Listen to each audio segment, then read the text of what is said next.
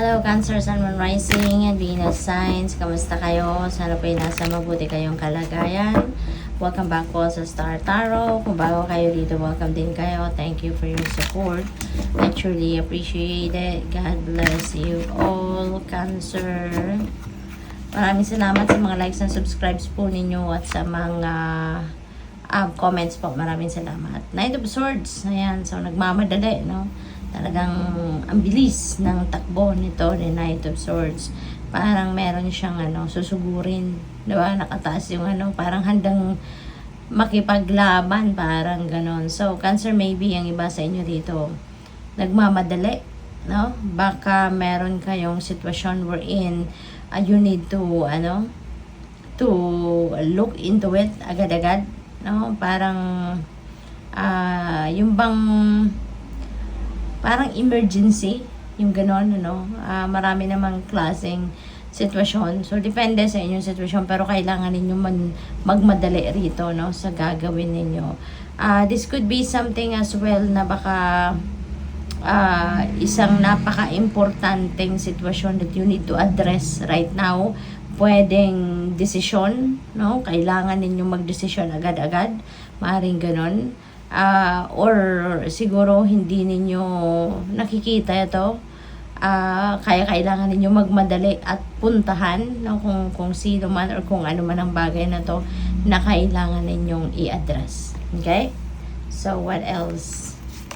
We have Three of Swords. Wow. So, dito naman sa Three of Swords, this is heartbreak, heartache, malalim, no, yung tusok ng mga swords na yan, at malalim yung sakit, no, na naidulot nito sa kalooban ninyo na kung ano man ang sitwasyon na to. Okay?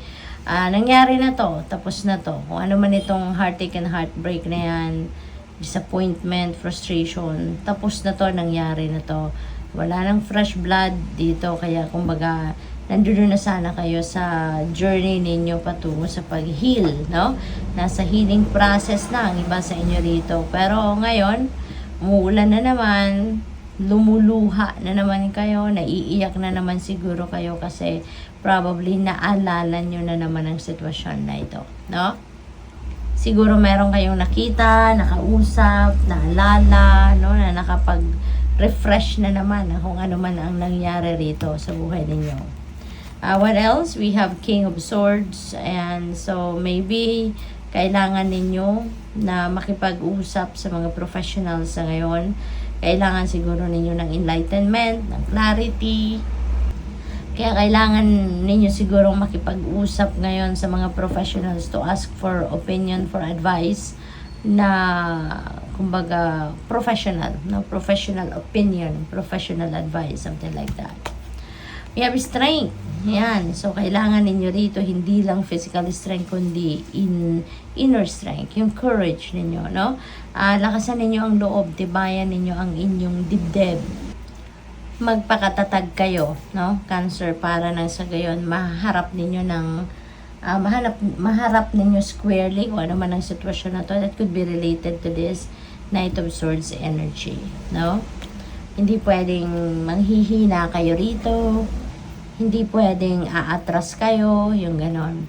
We have victory, so kung ano man ang bagay na yan, no, na kailangan ninyong harapin, don't worry, because you're going to succeed, no? Merong triumphant energy rito, kaya kung ano man ang bagay na yan, problema, no, mapagtatagumpayan ninyo yan. Okay? Kaya huwag kayong sumuko, lakasan lang ninyo ang inyong loob. Okay? Hingi kayo ng guidance from the divine, hingi kayo ng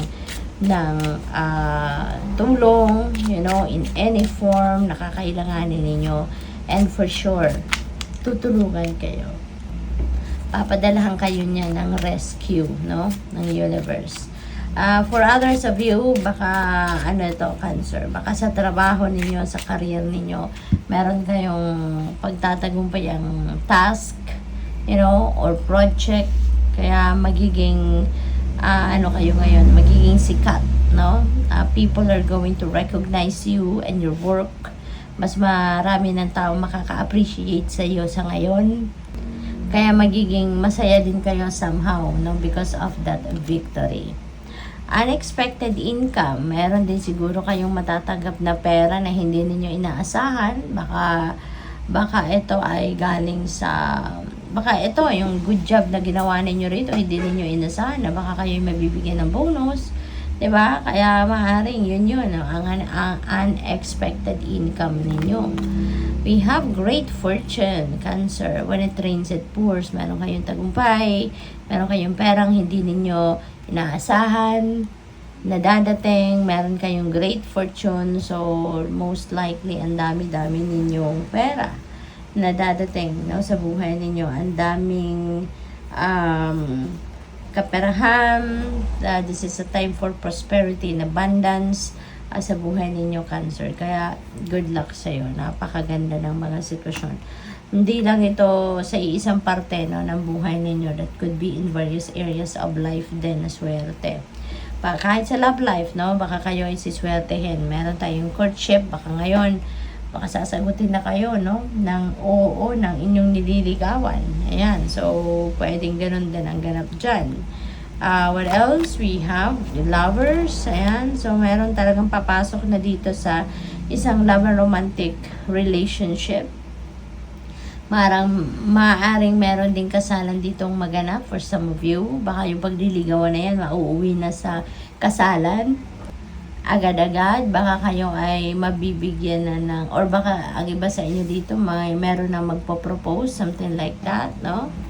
What else? We have marriage. Ayan, may kasalan na nga. Merong dating, meron na nililigaw, magde-date, tapos ngayon magde-decision na kayong pumasok sa love romantic relationship, at maaaring yan ay magkakaroon ng kasalan, mauuwi na sa pagpapakasal, pag-aasawa. So, napaka-bilis siguro ng mga pangyayaring ito.